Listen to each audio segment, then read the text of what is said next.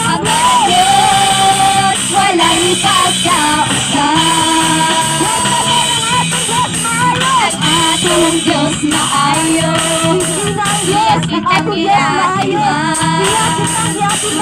Kanila pasagin sa panahon sa ating kalisdanan. Mausama ng imong higala.